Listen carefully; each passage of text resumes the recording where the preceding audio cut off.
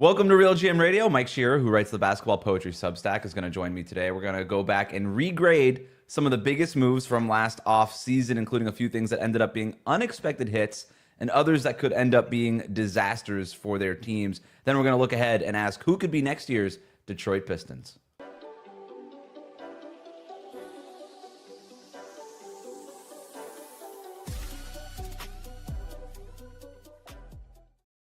It's RealGM Radio. I'm Wes Goldberg here with Mike Shearer. He does the basketball poetry Substack, also a weekly contributor to the Locked On Podcast Network daily NBA newsletter. We're going to link to both of those in the show notes. He's also one of my favorite basketball writers out there. Does a great job seeing things, explaining things. He'll make you smarter about what you're watching, smarter about what you're not watching. Mike, welcome back to the show, man.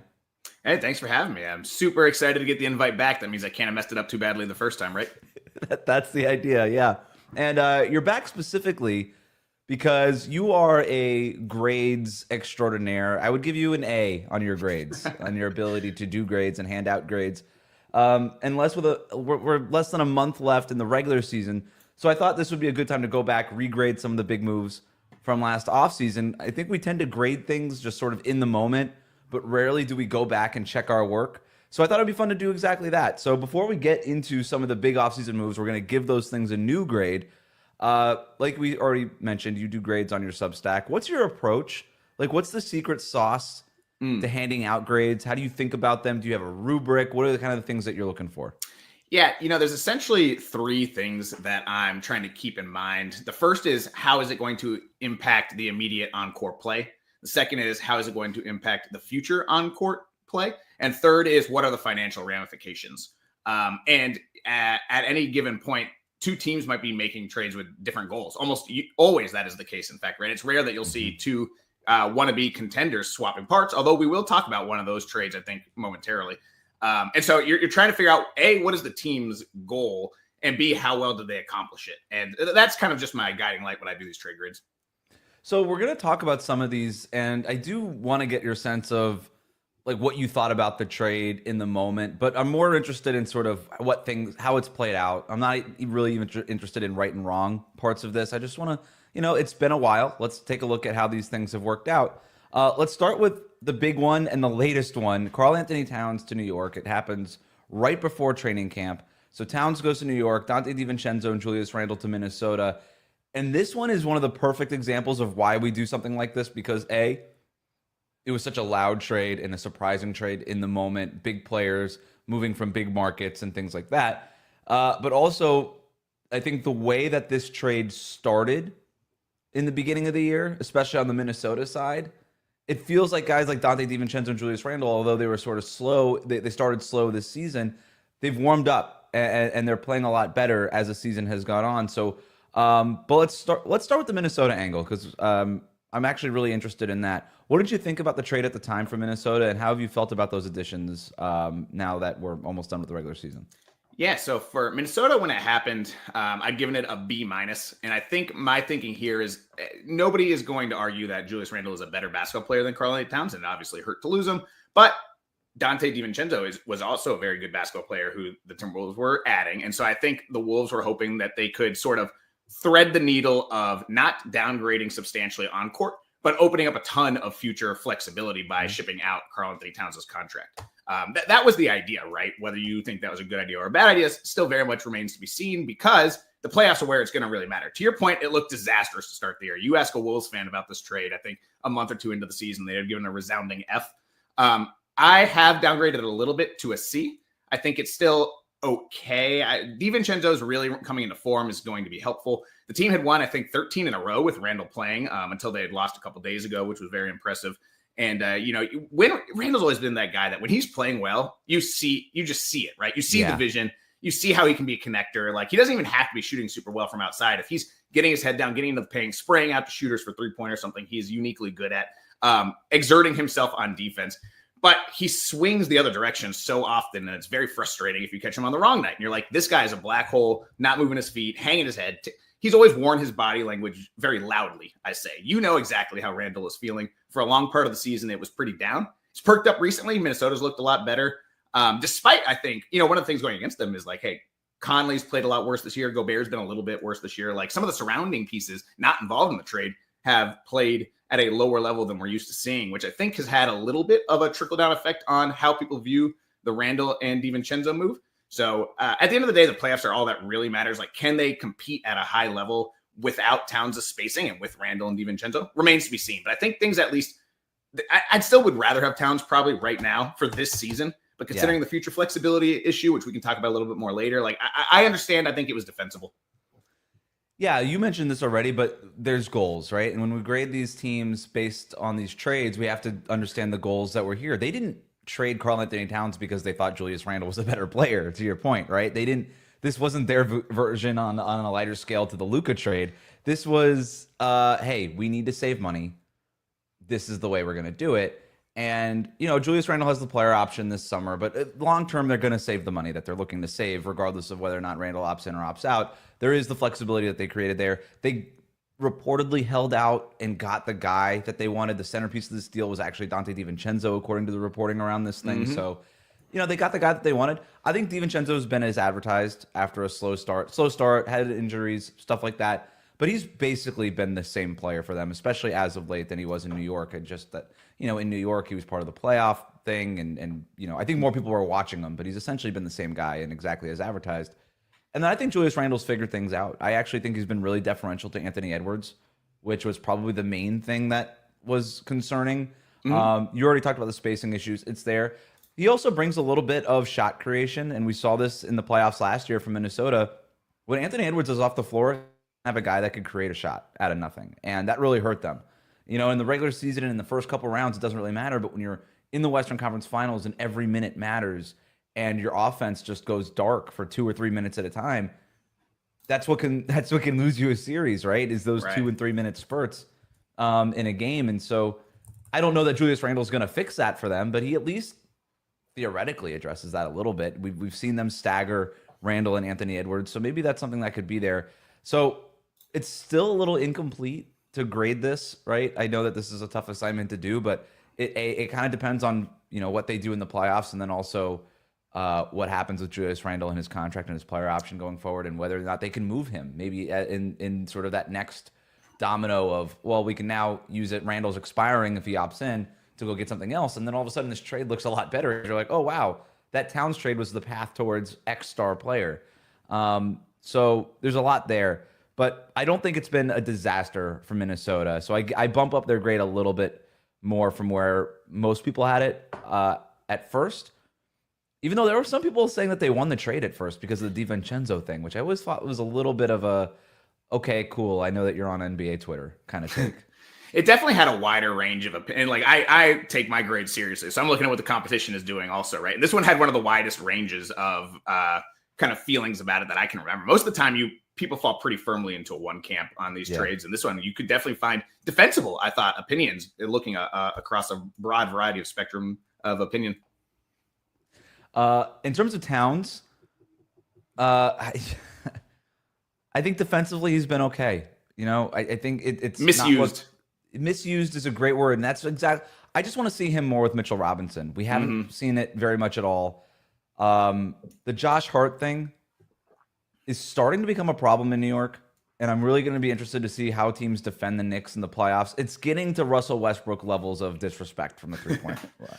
And if you're already going to be playing with an absolute or like a negative spacer at this point on the floor, you might as well have that negative spacer be an awesome rim protector in Mitchell Robinson. I love Josh Hart and everything that he does. He also did that a lot off the bench last year, and he was equally as beloved by Knicks fans. So I don't know. I just I kind of want to see him with Robinson a little bit more. Yeah.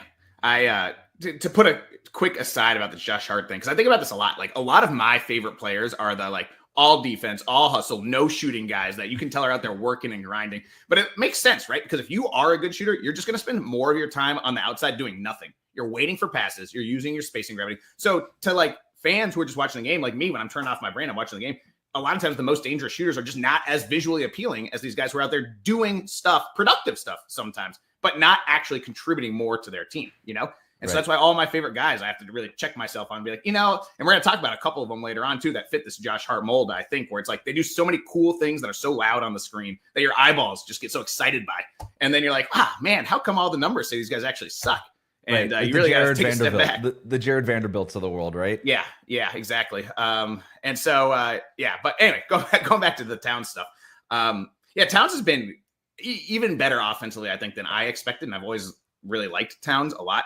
And I've been a big Towns defender in kind of his career, I think, defensively too. And it's been disheartening to me to see the Knicks use him as a drop center like all year. Like we've seen a little bit of flashes of him like coming up to the level where he's a little bit stronger. At least he can use his size at the level a little bit better. Because when he's in drop, when he's backpedaling, he has no change of direction. He has no balance. Like he has no way to impact a play when he is going backwards. Zero. If he's going up somewhere, he can at least lunge and reach and use his size to disrupt the timing of a pass or to like force a guy a foot wider. And I can't believe that, Coach Thibodeau has not had him playing that way, like at all year. Yeah. And to your point, that's where Mitchell Robinson being healthy and a two big lineup might be more effective. Like it might hurt the offense, but the defense needs some help. Frankly, the offense needs some help. The Knicks have struggled in the last couple of weeks, even when Brunson was healthy. It's so dependent upon that Brunson centric game that I'm a little worried about what's going to happen in the playoffs when teams can just pick apart the Brunson Towns 2-man game. And I don't know what else Knicks have on the periphery, but that's not really Towns' fault. So I think that the trade from New York's perspective, specifically shipping Randall out, who let's not forget was like kind of discontented in New York by the time he left, right? Like he was expecting a big money contract from them.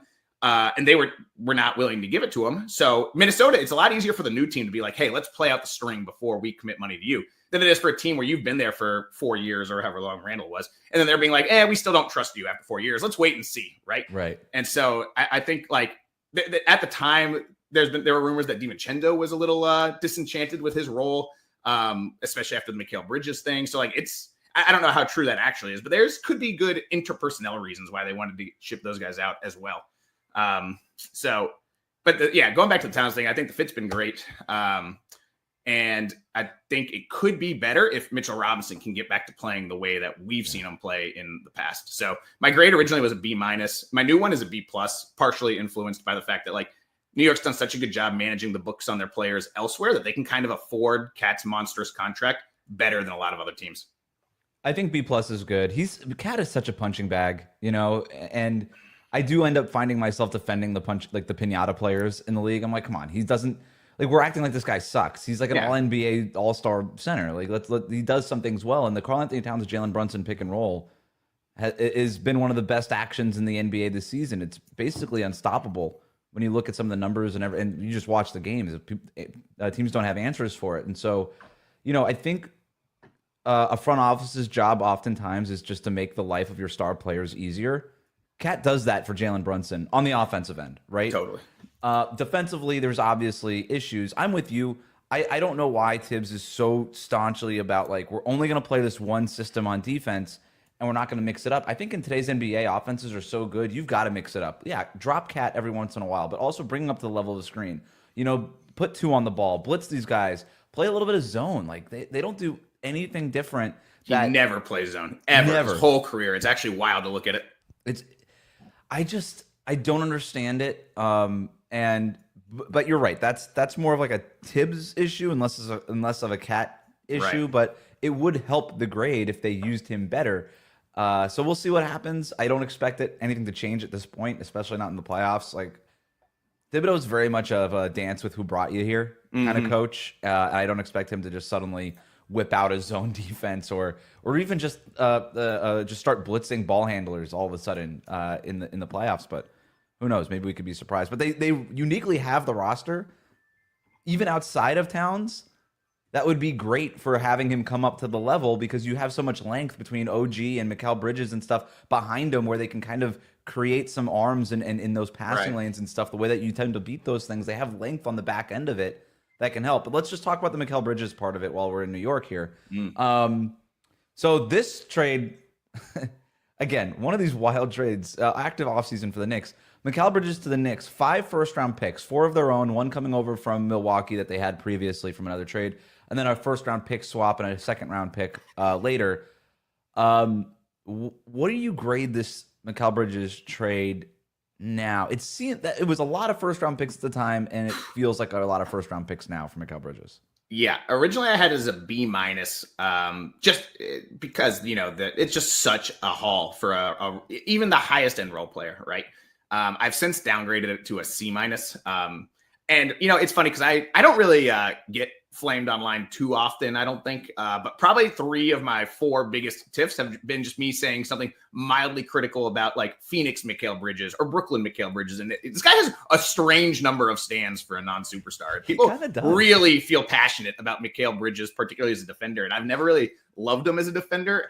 Frankly, I was probably higher on him offensively than a lot of people, but way lower than him defensively. And I think that's sort of borne out in New York, where he's probably been even better offensively than I could have expected after a very shaky start, right? Like, remember how he came out? People are like, oh, his jump shot has changed. Like, he can't shoot anymore. And that's clearly not true. Like, he's been pretty good from deep, particularly of late. He's been excellent from mid-range. But the problem is so much of his offensive value is sort of not coming, like nothing is designed for him at all. And this goes back, again, to the coaching, I think, where, like, it's just a lot of times he gets the ball and he worms his way into the mid-range and kind of hits a jumper, which is cool to have.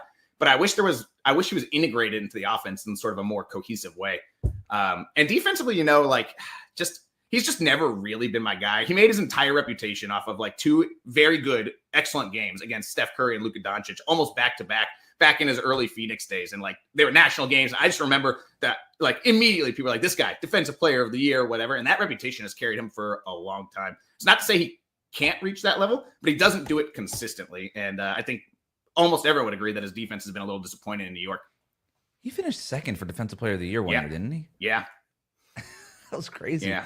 And then he got lit up by Brandon Ingram, of all people, in the playoffs, although nobody remembers that because people are too quick to poop on Brandon Ingram and prop up Mikal. But yeah. Another pinata guy, Brandon Ingram. I gave this a D+. Now, I'm grading it now as a D+.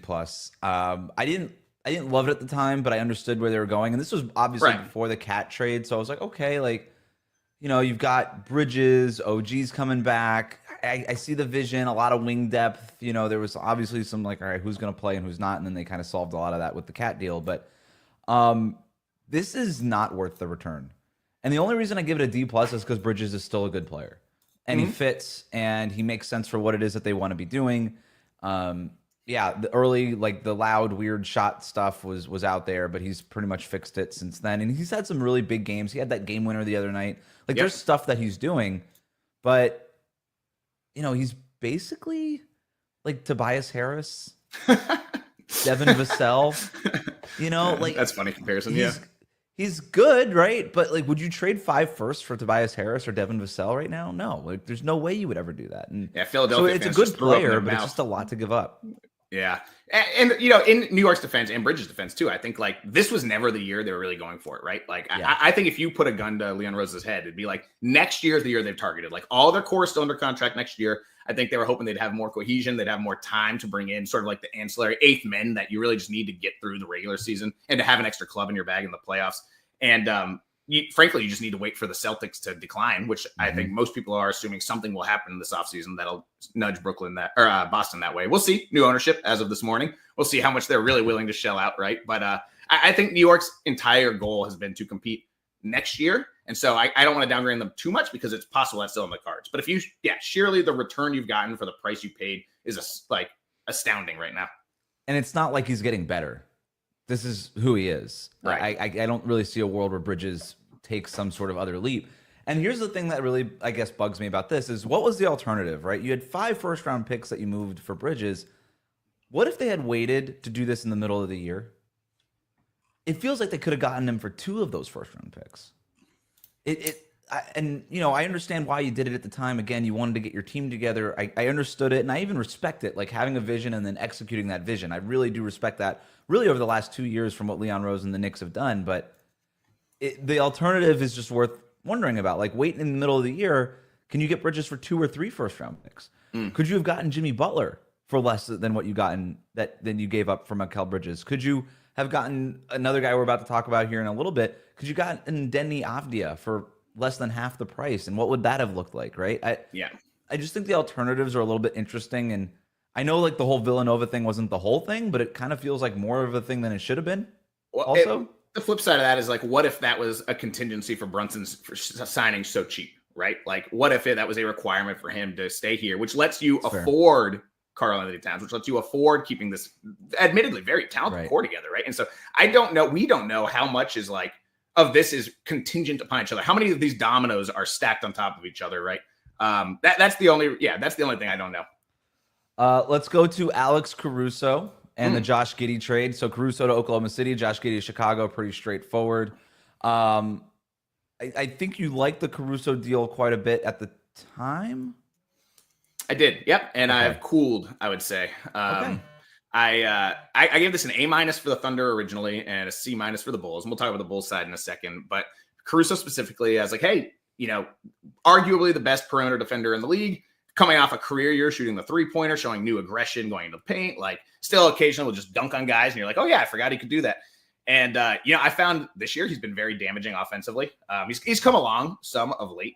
But I think three things really have happened that have made me cool a little bit. And I still give it a B. Like, Caruso's still a very useful guy, and it's still somebody you really want to have on your team versus not having him on your team. But I think the offense has had very limits how much he can be on the court. I think it's bad. Like, teams are stationing centers on him. It's a lot of the Josh Hart thing, right? Like, Caruso's having some good games, especially recently, but like, there aren't many players in the league who are getting more open shots than Alex Caruso. And it's exactly what they were trying to avoid with Giddey, right? Like, part of the reason they had to get rid of Giddey was because his presence was cluttering up the paint for the drives of SGA and stuff like that. And I think you're seeing that to a much larger degree than most people expected with Caruso. Then they signed him to a 4-year, $81 million contract, which you knew he was going to get paid. The length and the amount are concerning to me. This is a guy who's already in his 30s, and he's got a long history of like kind of nagging injuries. Perimeter defense tends to be very reliant upon quick twitch athleticism and things of that nature. And some guys have been able to stave that off. Drew Holiday's a good example of a guy that I think Caruso could model his game after. But like, once you lose your step, you never get it back, right? And Caruso's not there yet, but it's easy to see it happening sooner than later. And then I think the emergence of Cason Wallace has rendered Caruso's addition like not as important. And they loved Cason Wallace. I loved Cason Wallace last year too. I don't think anybody saw him becoming like almost as good of a defender as Caruso.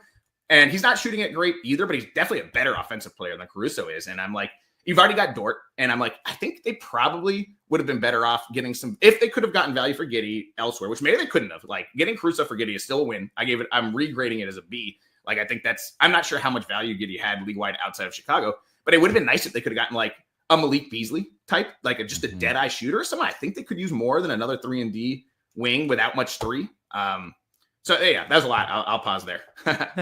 So I'm the same as you. I've cooled on the Giddey thing, or I've cooled on the Caruso thing, and I'm higher on the Giddey thing. We'll touch on the Giddey thing here in a second. But with Caruso, yes, everything you said is absolutely true. I'm giving it a B+ because I'm just being a little bit nicer here, but I'm agreeing with everything you said. The one thing is that Caruso is always a luxury, right? So if it's $20 million, that it seems a little expensive. Like, this is the roster in the organization that kind of afford it. And if they do have to get off of it, they've got like a bazillion first-round picks that they can attach to them to get off of it. Great point. And yeah, you want a high-level defender every once in a while who can kind of go out there and bleep stuff up every once in a while for the other team. And he's been doing that defensively, and he's at least making his wide-open threes. So I like it fine, but it's not what they expected. And I'm so glad you brought up the Cason Wallace point, and even like the Aaron Wiggins thing. Like, all these guys are getting minutes over Caruso now, which would be a problem if you really needed Caruso, but he was sort of always a luxury.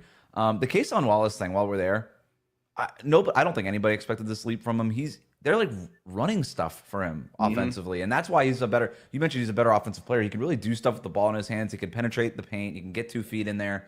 When Jalen Williams was out, they'll even like run some of that stuff for Wallace every once in a while. I'm like, okay, like, this is very experimental, and I get it, but I like that they're committed to kind of seeing what Cason Wallace can be. But the Josh Giddey part of this, I was higher on this for Chicago at the time. A punching bag player and a punching bag organization. They combine for one big punching bag. But I was like, look, it's not like what were you really trading Caruso for? If you're like, oh, they could have traded him for a first-round pick last year. It's like, okay. Like, Giddey's a former top 6 pick. There's stuff that I like about his game. It's not like he's a totally lost cause. It just didn't work in Oklahoma City. People were acting like he was a flat-out bad player. And we're seeing him in Chicago really thrive. He's averaging 23 points, 10 rebounds, and 8 assists on 53% shooting since the All-Star break in Chicago. I thought it was worthwhile as sort of hey, let's just see if this guy's better for us than he was for them, like a second draft guy. I think it's worked. I think it's been a lot better than a lot of people anticipated. I gave them a B+ for this trade. Yeah, I had it as a C- originally, and I upgraded it to a B- because he has played well. I think the shooting, my issue is this. I think Giddey's always been a good regular season player, and he's a super fun player. And I do think that, like, that is undervalued by people, frankly, like us, who we spend a lot of our time looking at numbers. We spend our time thinking about, like, what does this mean towards championship equity? But for, like, your average person who's just a fan of the team, like, it's just a lot of fun to watch Josh Giddey play. And that has to have some value, right? Maybe not in the context of the way we traditionally think about it, but in terms of, like, basketball is an entertainment product, and Giddey is as entertaining as they come. And I value that probably more than I should, frankly. But at the same time, if you do want playoff success, you have to be able to do two things. You have to be able to defend, you have to be able to shoot. Giddey has been better at both of those things, particularly recently. He's actually had some funny quotes, man, going back to December, I think. I can't remember exactly what it was, but there's something about how Billy Donovan started benching him in fourth quarters for a while, and then Giddey came back and he had a couple defensive blocks in, like, big moments or whatever. And he's like, I just realized I should probably try harder on that end. That's right. It's like, yeah, you probably should. There you go. You probably should. But, he's been shooting it pretty well this year from deep. The volume, every year of his career, he gets better at 3-point shooting. Small improvements, but it's been, 4 years now of him getting better volume-wise and accuracy. And I think that's really encouraging. I'm and one fun note too, like the Lonzo Ball, Josh Giddey backcourt is crushing teams, outscoring them like by 9 or 10 points per 100 possessions, which is like 91st percentile. I think if you're a Bulls fan, and like it's scary to put any eggs in a basket with Lonzo Ball, just given what we know about his injury history, but like you can see those two being the starting backcourt of a good team in the East. Maybe not a championship team, but like a good team, better than a 10 seed, or maybe they're up to the 8 seed now. Chicago, I shouldn't disrespect them. They've been flying up the standings recently, but it's hard for me to get too excited about Giddey's playoff potential. I think his weaknesses are the two things you need the most in the playoffs. But I also don't think he's trash, like you were saying earlier, right? Like I think he's a decent NBA player he's fun, and I think he's still improving, which you like want to see as someone who's like 22 years old still. So yeah, I think we were probably a little bit too high on Caruso because he does the things that you associate with playoff success, right? He defends at a high level, and then the 3-point shooting, the percentages have always been there, even though people that watch the games realize that nobody defends them. But the percentages are always there, and the defense is there, but there's really nothing else there. Like there's no on-ball creation. There's not. I don't know if he's necessarily a needle mover. You know what I mean? Where Giddey can make. To me, the most underrated trait in basketball is doing stuff and making things happen. Yeah. And Caruso doesn't do stuff on the offensive end. Defensively, he's always doing stuff. Giddey does stuff, and doing stuff is really hard at the NBA level. And he at least does stuff. And sometimes a team like Chicago just needs somebody that's going to do stuff. Yeah. You know what I mean? Sure. And I am a little surprised that they've played Giddey and Ball as much as they have together. Pleasantly surprised. It's worked. But I was like, yeah, maybe you stagger those two. You kind of always have somebody who can handle and push the pace, has a little bit of size, and kind of do the similar thing. But, Billy Donovan's like, screw it. I'm just going to play both of them, and it's worked. I think we've kind of come to the right equilibrium on here, kind of cooling a little bit on the Caruso thing and not being so tough on the Bulls for the Giddey thing. Let's talk about the Brooklyn Nets, Houston Rockets pick swap. I love this trade. It's a fun trade to talk about, even though we're only talking about picks. Quick recap for people that don't remember. So the Brooklyn Nets got in this deal a 2025 first-round pick, their own 2026 first-round pick. So they got their own picks back. They also got the least favorable 2029 first from Dallas, Phoenix, and Houston. All right. So those are the 3 picks that they got. They're 2 picks in the immediate term and then one in 2029 from one of those 3 teams. The Rockets get a 2025 pick swap from either Houston, OKC, or Phoenix, it'll be from Phoenix. They get the Phoenix pick in 2027 and then 2 2029 first-round picks, the most favorable of Dallas, Phoenix, and Houston. At this point, after the Luka trade, it looks like those Dallas and Phoenix picks are going to be pretty good here. At the time, Mike, I don't know about you, I said Brooklyn won the offseason because of their trade, because they took back control of their own destiny. They took control of the ship, and they said, we're going to drive this thing right into Tank Town, and we're going to be in control of this thing. We're going to have a chance to go get Cooper Flag. But then they screwed up the job. They didn't understand the assignment, and they're actually Jordy Fernandez. they're not as bad as they were supposed to be.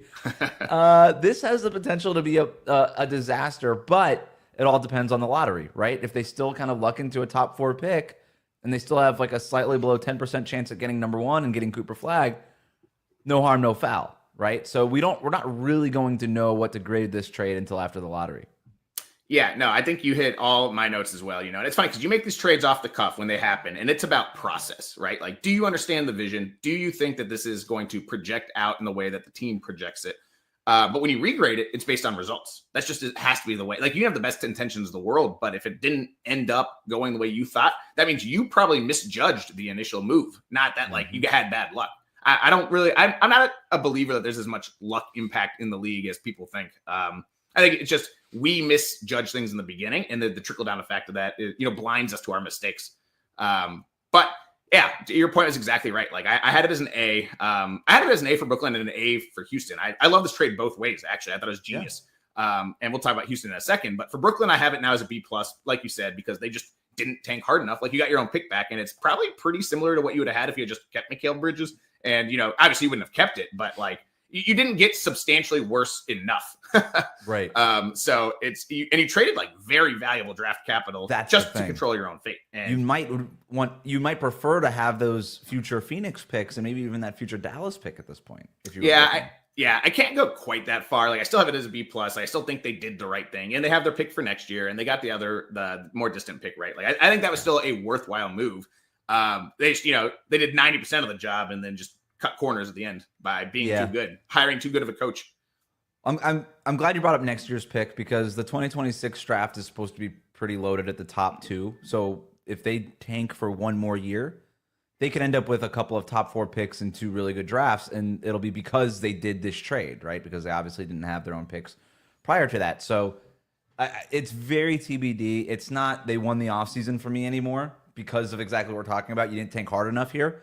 But then again, they could like luck into the number 1 pick here because they're tanking ethically, I suppose, is what we're talking about nowadays. And maybe the basketball gods smile upon them and reward them the Cooper Flag pick, and it's no harm, no foul. But that 2029 pick swap situation is fascinating because now Brooklyn gets the least favorable of the Dallas, Phoenix, Houston trio.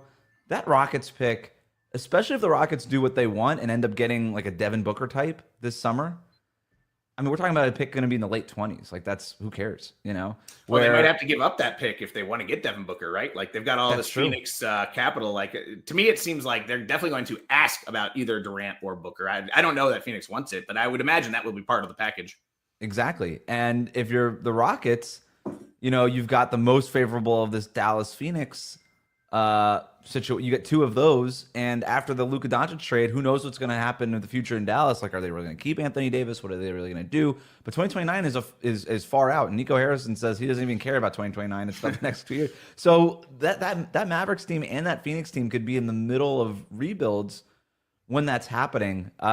So I find that 2029 part of it fascinating. The Rockets, I mean, this is still a home run for them, right? Yep. A- to an A+ for me. Loved it. I think there's another aspect of this trade for Houston that I really like too, which is Houston gave up picks now and next year. They have more young guys, good young guys, than they can literally play.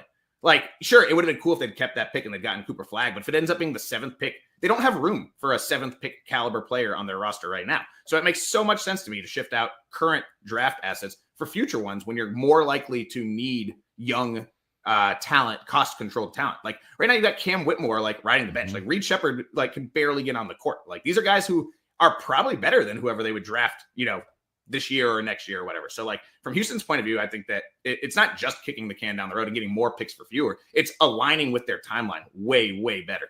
That's a great call. Yeah, and you obviously keep those picks for potential trades too, right? If you kind of kick those cans down the road a little bit. Yeah. Let's talk about Deni Avdija. I'm really excited for this. Just first, before we get to the grades, your thoughts on Avdija in Portland? Big fan. I've been a big fan of his for a long time, frankly. I think like with Avdija, as with so many other players, the question was always going to be, is his shooting real? Can he become enough of a threat shooting wise that he can do things off the ball? Because your ceiling is only so high as a non-superstar if you are a limited shooter. And this is a question that we have with, 2/3 of the league, really, right? But like Avdija's been awesome to watch recently in Portland. Like it's been fun watching him. Like I've been harsh on Chauncey Billups in the past. I think he's done some really good things this year and some very brave things. Like I think it is underratedly brave to be starting guys like Deni Avdija over Shaedon Sharpe, or even, they don't quite play the same position, but over like Scoot Henderson, like guys that he's had to relegate to the bench to put the ball in Deni Avdija's hands more. And he's rewarded that faith. I think he's looked good. The shooting has been not amazing, but good enough. And now we have 2 years of Deni Avdija being a good enough shooter, which I like Avdija. I gave this a trade for an A- for Portland when it happened, despite a fairly substantial price that they paid, which we can talk about in a second. And I still have it as an A-. Yeah, I have it a B+. I think it was a lot to give up with. I try not to overanalyze stuff sometimes where I'm like, okay, a good player was out there and you went and got him. You did your scout work. It's not like Deni Avdija was like on the top of a lot of trade boards, right? It's not like teams were banging the door down in Washington to try to get Deni Avdija, but he was a good player. If you watched the Wizards, you knew that, you liked him. And this was just I love the process of this because it showed, okay, Portland is paying attention. That front office is paying attention to the league. They have grades on guys. They have guys that they like. They called up the Wizards and they said, what's it going to take? It's going to take these 2 first-round picks. Obviously, there's some negotiations. They said, you know what? We value Avdija. We think he makes sense for us. We like players like this. We're not going to overthink it. Let's just go grab this good player. And he's been a good player for them. And I love everything that he's been doing in Portland. And you could argue he's been their best player this year. Mm-hmm. Yeah, for long stretches. Right? And so, yeah, you got that guy for a couple of first-round picks. That's not bad. So to recap the actual trade, I might as well do that. So Portland traded last year's number 14 overall pick and then a 2029 first that's going to be the most favorable between Portland, Boston, Milwaukee. So that's probably going to be a good pick either way, whether or not it's Portland's own pick. Maybe it's Milwaukee's in 2029. Who knows? Like, whatever. It's probably going to be a decent pick. But overall, it's not like you're super unprotected on something that's going to be a disaster in the future. So, yeah, I think it's fine. I liked it at the time. I like it now. I give him an A for it. I was a little bit more confused by the Wizards part of it when it first happened, and I've come to really warm up to it now. This is a really hard kind of trade to make if you're the Wizards front office, where you have a player that you took in the lottery that you liked, that liked being there and all these things and was still young, and to then just trade him for a couple of first-round picks. That's not an easy trade that for front offices to make. It's a little brave, and you don't really see a lot of front offices do it. And that said, I think it's worked out. They get Bub Carrington with the number 14 pick. I think there's been real good flashes from him in Washington. Fans love Bub Carrington, by the way. Wizards fans love this guy. He fits the timeline, right? Where Avdija, he's young, but he doesn't really fit this new timeline for them, right? Like Jordan Poole notwithstanding, like they don't really have guys at that age group. So they really dialed it back 3 or 4 years in terms of their timeline. And they go and get a guy that fits in that with Carrington, and then they get another pick later. The Wizards get Bub Carrington. Could Portland had preferred Bub Carrington at 14? Would they have taken like a Jared McCain or a Tristan Da Silva or a Dalton Connect, I suppose? But Deni Avdija still is better than all those guys. So I think the Wizards ended up being better in the regrade than they were even at the time. Yeah, this is another one where I had the same grade. So I had Portland A-, Washington B- before and after. Like, I think, Washington, to your point, like, I think Washington got a good price. I think it's a bet. Washington made a bet that Deni Avdija's 3-point shooting is not real, because Deni Avdija with a, 36, 37, 38% 3-point shooter is a very good NBA player. Deni Avdija as a 32% 3-point shooter is going to be very limited. And I think Washington thought they were selling high at the time. I'm not sure that's true, but that's definitely what Washington thought. And getting 2 first back, I share your optimism about Carrington. I love all Washington's rookies, man. One day I'm going to have a whole podcast about just Washington because I'm obsessed with them. I've watched way too much Washington this year for how bad they are. But and that future pick will probably be pretty juicy. But you never know. If 4 years off is long enough that it's hard to predict with any certainty. And Avdija is he doesn't quite fit their timeline, but he's 24. It's not like he's wide, and he's cheap right now. Who knows how expensive it'll be when his next contract comes up, but he's on a very good contract right now. So I didn't like to see them ship him out, but I understood the logic, even if I didn't fully agree. Who's your favorite Wizards young guy? It's still Koulibaly, probably, but I'll say that George is making a case for that for sure. I like George's activity level, man. First off, the guy just jacks up threes like no tomorrow, which is hilarious for me considering he barely ever makes them. So I just love the confidence. And defensively, like, he's a freaky playmaker. He had 5 games in a row recently where he had exactly 3 blocks or 3 steals, one or the other. And I just like guys who kind of like make stuff happen. Like you were saying earlier, right? Like I like guys who make stuff happen on both ends. So I don't know if he can put together stretches of good offense and good defense at the same time, because he hasn't really done that yet. But it is fun to see them both happening here and there. He got picked at later than I thought. Yeah, he was 24th overall. And maybe is that a Miami guy? Yeah, the Miami Keyshawn George. Maybe because he's a Miami guy, I was a little bit higher on him, but he was one of my guys going into the draft. He's a little slight, all these things, but I think he could build on the body, and he's one of those guys with the activity level, and I like the character part of it and the competition part of it all with him. And then there's real skills, there too. Yeah, Washington's going to be good, man, in a couple of years. Not next year, and maybe not the year after, but real soon they're going to be good. 2 years away from 2 years away. Dejounte Murray, Dyson Daniels, the juicy one. All right, quick recap of what this trade was. The Hawks got Dyson Daniels, EJ Liddell, who I still have. I've still got a little stock sprinkled on EJ Liddell. I'm not giving up. Larry Nance Jr., even though he's like out of the league, I think right now. Larry Nance Jr., Cody Zeller, and a pair of first-round picks, a 2025 first from the Lakers, and then a 2027 first, least favorable from the Bucks or Pelicans. That one's protected top 4, but essentially a couple of okay first-round picks and Dyson Daniels for Dejounte Murray, who goes to the Pelicans, and that's it. Pretty safe to say that Atlanta won this trade. Yeah. And, originally I had it as sort of a win-win, and I am somebody who's never liked Dejounte Murray. Back to his Spurs days, I didn't understand the hype. Even like, and I thought I was an idiot because you have people like Zach Lowe going on his podcast and saying how much Dejounte Murray is amazing. And I'm like, I just don't see it, man. But I actually think now the pendulum has swung a little bit too far the other way. And I thought a healthy Dejounte Murray was going to be a great fit in New Orleans, because I'm like, this team just desperately needs somebody who can dribble the ball into the paint. Like, they have a lot of really good players, but they don't really have it. They didn't have anybody besides Zion who can actually like get 2 feet in the paint and make plays happen, like spraying at somebody else, hitting a floater, that kind of thing. Was not in anybody in New Orleans' skill set outside Zion. And I was like, well, and given, the Herb Joneses on the team and the length on the team, I was like, I think that they can cover up for some of his defensive deficiencies. Well, we know how that turned out terribly. He looked bad when he was healthy. He's never been healthy. He's got a torn Achilles. He's going to be out for probably all of next season, if we're being realistic, or at least like, functionally all of next season. And it sucks. I feel so bad for Pelicans fans who have had to suffer a lot over the years. And this is just another tough blow for them. Yeah, you said it before. You got to judge the trade now on the results, even though at the time you judge it on the process. And the results is the Pelicans, for them, it's an F. Like, it's an F. It's an unmitigated disaster. You gave up a really good player in Dyson Daniels. Now, I don't know that the opportunity was there for Daniels to do what he's doing in Atlanta, in New Orleans, right? Because of the shooting part of his game, it was just hard to play him and Zion together. We saw that his first couple of years in New Orleans. Like, was that ever going to be out there? But you still would have liked to see them maybe tap into that a little bit more than they did. I don't know that the Hawks, frankly, knew what they had in Dyson Daniels. This was a little bit of a lottery ticket that hit. I think they liked Dyson Daniels. They did the work on him. But I don't think anybody in Atlanta would also sit here and be like, yeah, this guy's going to be on Defensive Player of the Year ballots by the end of this first year with us.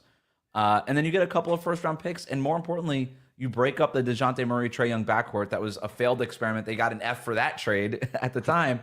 And they take that and they more than correct course, and they get a real core piece now in Dyson Daniels and these 2 picks. And by the way, Larry Nance was pretty good for them before he got hurt. So, this is, to me, an A+ for the Hawks. Yeah, I am lower than that. I have them as a B. And I think that I'm just lower on Dyson Daniels than most people, who's been like tremendously fun to watch. And the things he's good at, arguably, he's the best in the league at, right? And that's specifically creating turnovers. As the season has gone on, I think my eyes have been opened a little bit more to some of his other deficiencies. Like, I don't think he's particularly good at any other aspect of defense besides creating turnovers. Hard for me to really tell, because it is difficult when you are Dyson Daniels and you are surrounded by a bunch of subpar defenders and playing next to one of the worst in the league in Trae Young. And I know Trae Young is trying harder. That does not change the fact that he's one of the worst defenders in the league still. And I think Dyson Daniels is overtaxed trying to put out fires all over the place, not just on his man. And but like he doesn't put up much resistance on switches. You know what I mean? He's not a super versatile defender in my opinion. But like steals are very valuable, and nobody in the league, nobody in decades has been as good at creating steals as Dyson Daniels, and that's awesome.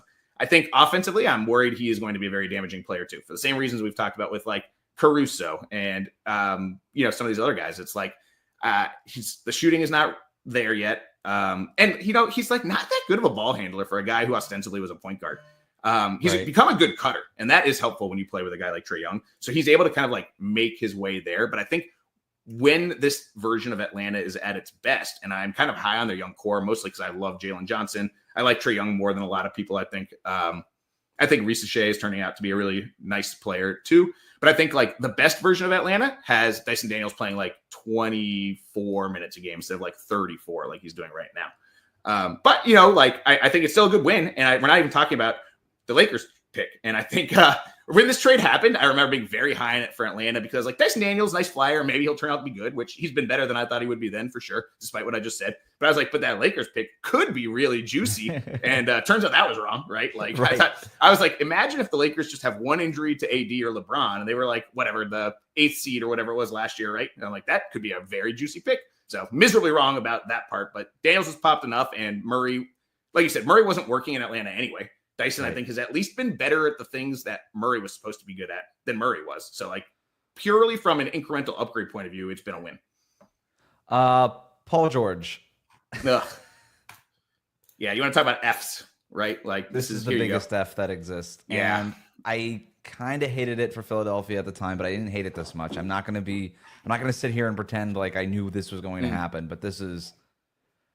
He's got that was 4 years, $211 million. He's making $49 million this year, 51.6 next year when he's 35 years old. He'll be 36 when he's making $54 million, and he'll be 37 when he's got a $57 million player option, which he's going to pick up if he's still in the league at that point, which I would imagine he would be because that's a lot of money to not make. So, yeah, like if there's worse than an F, I think the Sixers get it. Yeah, and like the only thing you can say if you're Philly and is like wait till next year, right? Because like all you can do, and I'm not saying this is my opinion, but all you can do is talk yourself into being like, hey, Jared McCain, Tyrese Maxey, Quentin Grimes, Paul George, Embiid. With the way Grimes has played, with the flashes McCain showed, like that's going to be a very interesting fivesome, right? Like if they're healthy, you know, which they're never healthy. And if everybody's playing like we know they're capable of playing, which they're never always playing the way we know they're capable of playing, then like you can, as a Philly fan, try to talk yourself into that being an interesting fivesome, which on paper it is. It's just the reality is like you never will get all these things to line up the way that you want to in Philadelphia, I don't think. But hey, like, you know, we can talk about something nice for Philly. Like Grimes has been legitimately awesome since he's been there taking some. If you have not watched a Philly game, I do not blame you. And I can't really recommend it. But if you so happen to turn one on, for the love of God, look at the things that Quentin Grimes is doing right now. He's taking like 720-degree jump shot where he like does two little spins first and then he shoots it. He's like sprinting towards the 3-point line and shooting turning fadeaways like from 25 feet. He's taking some of the most audacious attempts I've seen this side of like 2015, 2016 Steph Curry. And that's been a lot of fun to watch. He looks like a guy who watched Cam Thomas play and being like, I want that for me. You know, he's like, finally, my opportunity. He is the definition of a guy who's like, I'm way better if I can just get the opportunity. And he's taking the opportunity here in Philadelphia, and that is something to build on. I really hate hating on the Sixers because, again, one of those piñatas, and a lot of it is, you know, self-induced here by the Sixers and their fans and everything that goes on there. But man, this is rough. Like, this is you wouldn't wish this on your worst enemy. What their cap situation is going to look like, and you're right. The only thing you could do is be like, well, at least we got 3 more years to try to catch lightning in a bottle with all of this, with the Embiid contract, with the PG contract, with Maxey even. Like, can we get all of them together and just for 1 year go on a run? But it just doesn't feel like it's ever going to happen. No. So many times it's you know, people are going to show you who they are. Teams are going to show you who they are. And the Sixers, time after time, kind of just show you who they are. So... I fall for it every year too. I'll be honest. Like this is another trade where I was just flat out wrong, or not trade, but this is another like move where I was wrong. I really like this move. I was like, even though PG was like starting to slip a little last year, I was like, he doesn't need to be the guy anymore. And like a healthy Embiid, which you're always banking on a healthy Embiid. And I guess in the Sixers defense, if this is the version of Embiid they were going to get, it did not matter what they did this summer with their cap space, right? Like there was no version of this team that was good. And in some respects, maybe it's better that Paul George was such a disaster, because if Embiid was this bad, but you had done something better with your money, you wouldn't have had a chance of keeping your pick this year, So maybe it works out in the end. Again, I am really grasping at straws. The reporting was that Embiid might have been pushing for Jimmy Butler, and that would have cost the Sixers their picks. I do wonder what would have happened if Paul George re-signs with the Clippers, which they ended up being right. We're not going to do that, but they ended up getting an A for just not re-signing Paul George. And they got crushed for that move by a lot of people, myself included. So, and but it turns out when you have 3 years of data on a player and you're like, nah, we're good. Maybe something to pay attention to if you're a rival front office. But I do wonder if Paul George would have just re-signed with the Clippers, and Daryl Morey was looking at his options. He wanted to add a star player. We know that that's what Morey's going to do. And Jimmy Butler was out there. Would they have offered whatever it was, 3 first-round picks or whatever for Jimmy Butler? I do wonder if that would have changed things. Like Embiid, I don't know that changes his health materially, but Jimmy Butler has been better than Paul George. I don't know what that looks like in Philadelphia. It looks brighter, I think, at least, but who knows? DeMar DeRozan to Sacramento. I was higher than most people at the time for the trade because I was mostly just like, Sacramento never gets anybody and they got somebody. Hooray for them. And I do have a soft spot for the Kings and their fans. And I just thought, like, oh, that's kind of fun. And I also like the idea of diversifying the offense. Everything was just De'Aaron Fox, Domantas Sabonis pick and roll and that 2-man game. And even though you kind of end up in the same place with with DeMar DeRozan shot attempts, I just like that would be coming from a different source. And I was like, okay, I can at least see the vision here. This team is never going to be good defensively, so just try to be awesome offensively and good enough defensively. And then their whole season went off the rails. They ended up trading De'Aaron Fox in the middle of the year. DeMar DeRozan is 30 whatever years old. He's under contract for 2 more years. This thing just feels like now pointless. And so I think in retrospect, I have to give him an F. Yeah, I have it as like a C-, D+ area. And you're talking me into D+, but to me, it's like they didn't really give up a ton for him, I don't think. And everybody in the NBA wants teams to act at one of 2 poles: tank hard to find that one superstar, go all in for the championship, right? Like that's every move should be towards one of those 2 things. But the reality is most teams don't really do that, or at least like 15 or 20 teams will not willingly do that. I think Sacramento thought they were making like incremental improvements. Maybe it wasn't going to be like a home run, but could they stretch it into a double kind of thing? And DeRozan's kind of been what he was supposed to be for the most part. Like he's still scoring, still doing his 4 or 5 assists and rebounds every game. One thing that's been a problem, and I don't think that anyone really anticipated, is he's usually been pretty good about getting to the rim, and he has not gotten to the rim at all this year. Like 11% of his field goal attempts. Last year it was 25. And is that because Sabonis is in the paint more than like Vucevic was? Is that just because he's old enough that he's lost that step he needed to get by guys? The answers to those questions are worrisome, but matter for the future, especially if Sabonis leaves, which it sure sounds like he is, since he is seeking clarity from the franchise on their direction or whatever. So yeah, I mean, it hasn't worked, but it's hard for me to see it's been like a failure, because I don't think DeRozan's been like worse than expected, really, besides this worrying, thing about the rim. But he's still putting up the numbers he's always put up, more or less, adjusting for having, his surroundings. And hey, now he's got his buddy Zach LaVine back. So they're building Bulls West. What's wrong with that? Bulls Sacramento, right? It's so to recap the trade really quick, because I didn't do that. The Kings got DeMar DeRozan. The Bulls got Duarte and a couple of second-round picks. The Spurs get involved here and end up with Harrison Barnes and an unprotected 2031 pick swap from Sacramento. That pick swap could end up biting them in the butt. And it might not matter at all, like swaps, right. Especially swaps 7 years out. I think we always assume it's going to be better than it is, because you're always thinking your natural inclination, if you're the team making the trade, is that you think that will be a valuable asset. But the reality is it becomes binary. It's very valuable or it's nothing. It does not average out to a median, Yeah. And that's been the history of them. But Sacramento, with their history, betting in Sacramento's been there, good money in the past. Yeah. Yeah. So if you're going to bet on shorting any organization, that might be it. I don't know. They owe DeRozan now $50 million combined for the next 2 years. He'll be 36 and 37 years old. And my big problem with this, we go back to the process part of it, is you get DeRozan at this age, ostensibly to try to take that step forward. And like, again, that's why I liked it. To me, it marked an incremental step forward. It was an organization that doesn't usually get these guys and do these things, getting one of these guys and doing one of these things. And for me, I was like, okay, that deserves praise, right? I like teams. Not everything has to be, is this going to win us a championship? Just get better. I like that. But then to turn around a couple months later and trade the franchise player in De'Aaron Fox and then fire your head coach in the middle of the year because it wasn't going the way you wanted. Like, you didn't, if you're the front office, when you make a DeRozan deal like this and commit to the money that you committed and then giving up the picks in the future, the pick swaps in the future, you got to do that thinking that De'Aaron Fox, that you're not trading him in a few months. So you had no idea that that this was on the horizon with De'Aaron Fox due for an extension next year. And like, of course you knew that. So was this just sort of a having a kid to keep the marriage together type deal? Was like, what was this? And that's why now in retrospect, I'm lower on it, even though I was higher on it at first. But you and I ended up sort of in the same place. Like I gave it an F. I'm being pretty hard on him, but I feel good about the F. I'm good with the F. Chicago, they get a C. It would be better if I don't know how they didn't end up with the first round pick swap. They were the one giving up the good player. The Spurs somehow come away with Harrison Barnes, who's a good locker room guy and has helped them in moments here, and an unprotected 23. They get all the stuff for doing nothing.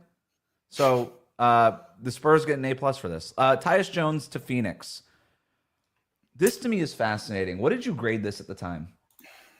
I had it as a C. And I am up to a B. And you know what's fun? This was one of the ones where now. Okay.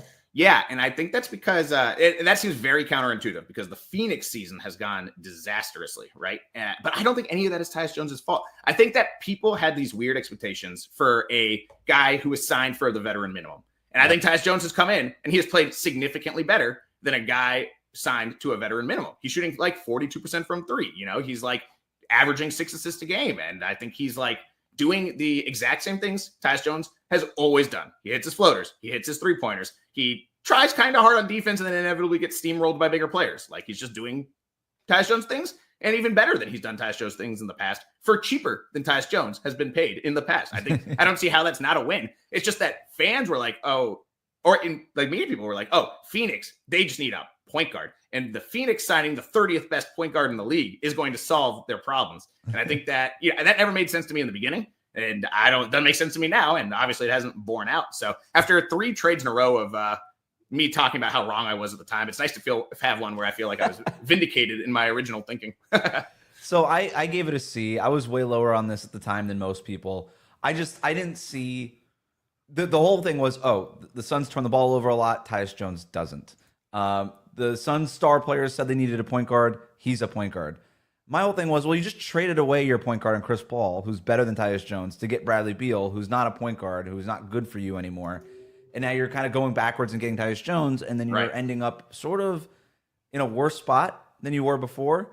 But the main problem I had with this was that all of a sudden the 30th best point guard in the league making the minimum was going to walk in and start setting the table for a couple of future Hall of Famers and a guy who almost won the scoring title in Bradley Beal. And negotiated a no trade clause into his contract. Like, they can all say that they respect Tyus Jones, and Tyus Jones is very well respected, by players in the NBA for everything that he does. But this idea that all of a sudden he's going to start running things on offense, I just never bought it. I never bought that. And then the other part of this too was, well, they need to start shooting more threes. They're way over indexed on the mid-range jumpers and all this stuff. Tyus Jones is going to set the table for them, and he's going to help them shoot more threes. And Mike Budenholzer's coming in, and he loves to do that. And again, I was like, good luck convincing Devin Booker, Bradley Beal, and Kevin Durant to stop taking mid-range jumpers and take more three-pointers. And at first, it started to work, and then we've seen them sort of regress back to what their natural behavior is, which is always what happens with these types of things, whether or not you're talking about the kind of shots that you're taking or the pace that you want to play or whatever. You always just sort of go back to your natural behaviors. And so I ended up staying with a C on this with Tyus Jones because, yeah, he's been fine.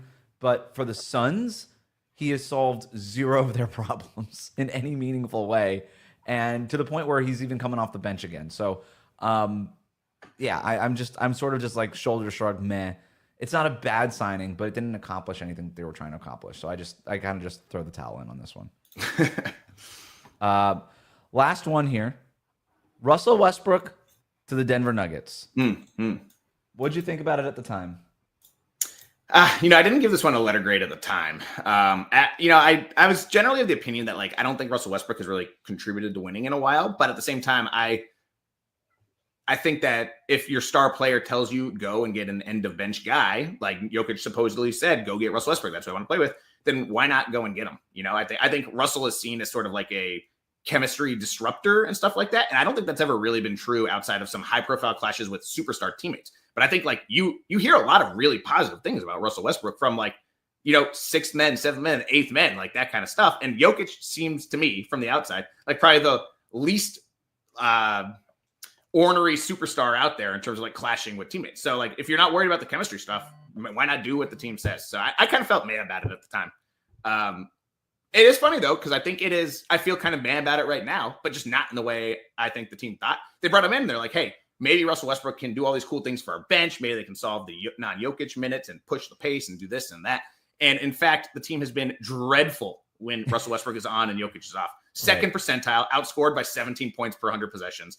But he's been awesome when he shares the court with Jokic because Jokic is the ultimate weakness mitigator. It does not matter what his teammates can't do because if Jokic is on the court, you will only do the things that you are good at when Jokic is on the court. And he will make you better at the things you suck at. And so Russell Westbrook's had a nice positive effect, I would say, to some degree, or at the very least, Jokic has had such a strong positive effect on Westbrook that he has been, I would say, helpful to have another productive body on a team that has struggled with injuries throughout a little bit this year. But I'm very concerned about what this looks like in the playoffs still. I think that Denver just has so many guys you can help off of between Westbrook and Christian Brown and Peyton Watson and Aaron Gordon's shooting really well, but teams don't treat him like a good shooter yet. I worry that this is more of a regular season flash. But I would say it's gone okay.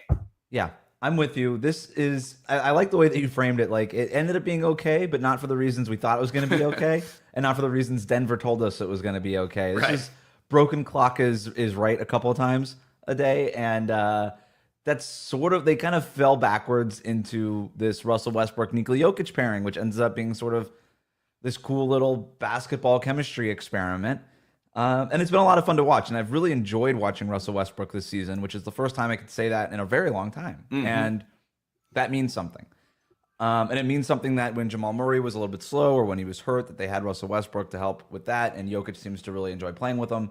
And to your point, there's a lot of young players on this roster where they are going to adore and admire Russell Westbrook for the rest of their lives. And they're going to learn how to be a professional and how to treat the game with respect and how to do it the right way from Russell Westbrook. And that's going to have huge impacts on guys like Peyton Watson or Julian Strawther. You just go Zeke Naji, you go down the list. They're all just going 4 years, 5 years, 6 years from now when you interview them, who was so transformational to your career, they're all going to talk about Russell Westbrook. That's just what happens. So distant dividends to be paid out. The playoff thing is the point to make, though. To me, I have this still as an incomplete grade. We're going to have to wait until the playoffs, although I suspect I know how this is going to go. But can you blame Russell Westbrook if defenses play off of him? Because Denver has so many guys to play off of. Are we all of a sudden going to be getting on Aaron Gordon's case or getting on, Peyton Watson's case because defenses play off of him? This is just sort of the roster Denver constructed. I think it has a pretty hard ceiling. Even though they have Jokic, I'm can you really get over the math problem and fix this and actually win a championship? I don't know. But the Russell Westbrook part of it is going to become an issue with the spacing and how reliant they seem to be on him for certain stretches of these games. So I have it as an incomplete, but it's not ever going to be an F because I think it's better than what a lot of people expected. Yep. I just had it as a C+, and I think that's where I'm keeping it. All right, so that's it for the offseason grades here. I did, before you get out of here, we went long on that, so we're not going to take a ton of time on this segment, but I was really curious to see what you thought for next season, looking ahead a little bit. Who could be the next season Detroit Pistons? So a team that was in the lottery and dreadfully bad and had some talent, but didn't look close to being what they are now, which is a top 6 seed in the Eastern Conference.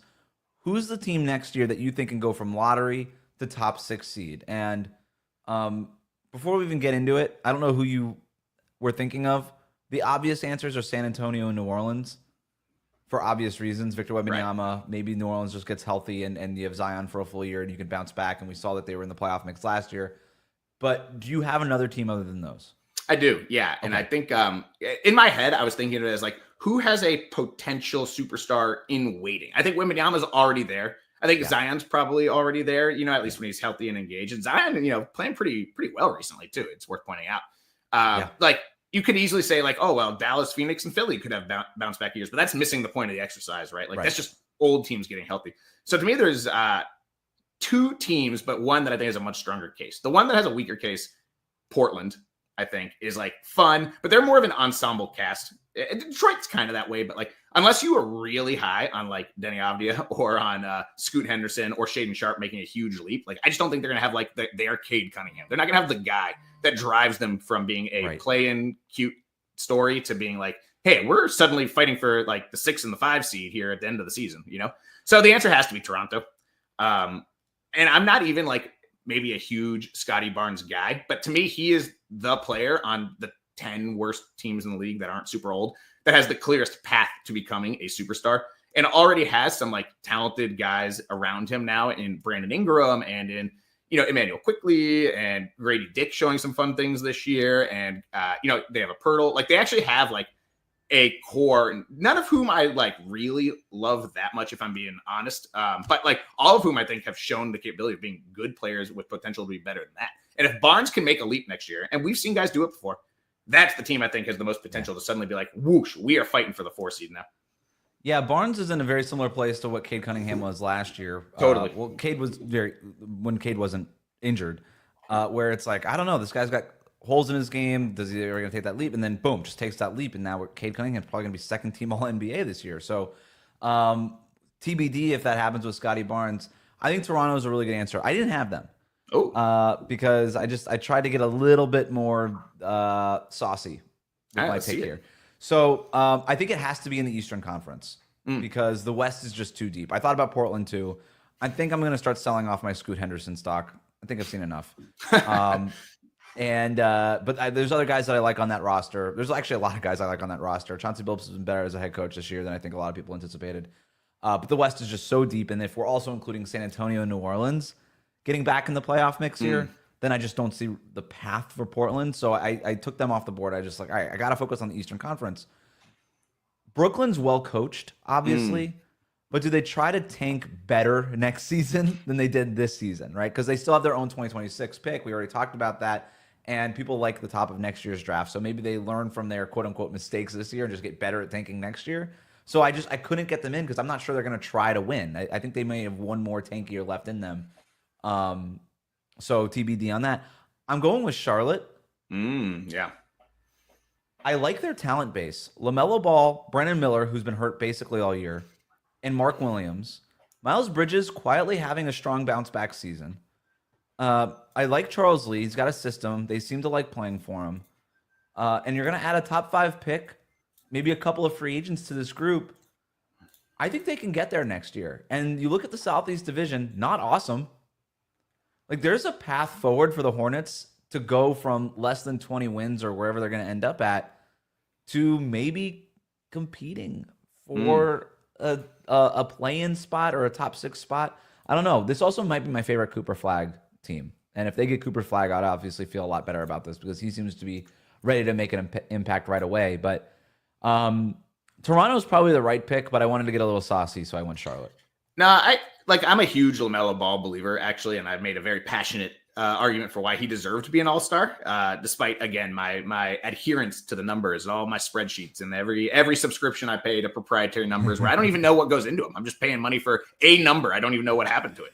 I don't know why I do that, really, but I believe in Ball as a player, and I really like what I've seen from Brandon Miller, who had one of my favorite defensive plays all year, early in the year, where it was like a 2-on-1 fast break, and somebody tried to loft an alley-oop, and Brandon Miller just shot up like out of a cannon and snagged it out of the midair. And he was like right in between the two guys. It's not like he tipped it at the rim. He jumped up and caught a ball, still rising at like 11 feet, just swallowed it with one arm. It was very cool, very unusual play. After that, I do not like the rest of Charlotte's talent at all. Like I think Miles Bridges is a guy who just like, aside from the controversial, off-court legal problems that he has, right? And like, I think he just is the ultimate guy who, like, every NBA team has to put up numbers somehow, and Bridges will come in there and do it for you and never once do a thing that helps you win games. Although I was actually at a Charlotte Hornets game where he hit the game winner against the Spurs a few weeks ago. So maybe that is directly not true in my own personal experience. And there's still a couple pieces away from me. But, maybe Flag comes in and is as immediately impactful as he's been at Duke. And like, I really do like Ball and Miller a lot. So yeah, I like that pick. That's fun. I think I'm with you on LaMelo. And then you watch him play and you're like, God, would you just don't do that. He shoots so many one-footed jumpers, man. Like in person, it is wild to see him like zigzagging around the court, just shooting off 1 foot every time from the weirdest angles. Like LaMelo thinks he's doing for 1 foot jumpers what James Harden did for the step back three. And it's like, dude, you're missing the point. It's not James Harden. The step back three isn't what it is because it looks cool. Like it creates space. He's doing like these like floating to the side, 1 foot, like it's just all right. I guess nobody saw that coming. I don't know. So the master of the sneak attack. Yeah, right, exactly. But I say that, and I hold out hope for LaMelo. I think there's so much freaking talent there. Like I don't know that you can find 10 players that just have the raw talent that LaMelo has, and you combine that with the size. If he could just figure it out. And here's the thing I say about LaMelo is, there comes a time in a star player's young career where they have to say, you know what, enough with the numbers and the individual accolades. I'm going to do what the team needs me to do to win games. And there's no better kind of trampoline for that than what LaMelo Ball has gone through this year, where he has the individual numbers, right? He's doing all that stuff and is getting zero of the accolades, getting zero of the respect, not getting on the All-Star team, despite averaging 30 points per game at the time of the All-Star voting, and fan vote just being off the charts with him. Like, he's getting zero respect, and maybe that makes him look around and say, I probably got to do some things to change some stuff up. Or he can get back into driving a Mario Kart on the top of a roof in downtown Charlotte and ignoring all of that and just doing him. So we'll see. But if he can turn it around, there's so much talent for that to work with. And like I said, I'm a big Brandon Miller guy. I like Charles Lee. I think guys are bought into what he's doing and how they're playing and the system there. And I think his system is the first system that really works for the Hornets personnel, right? Like, no disrespect to Steve Clifford, but it just felt like square hole, round peg type of thing. So, yeah, we'll see. But that's the pick. It's probably one of them or Toronto. Mike Shearer, Basketball Poetry, his Substack. It's a must subscribe, a must read, and you're one of our favorite guests here. Really appreciate the time, man. Yeah, thanks so much for having me.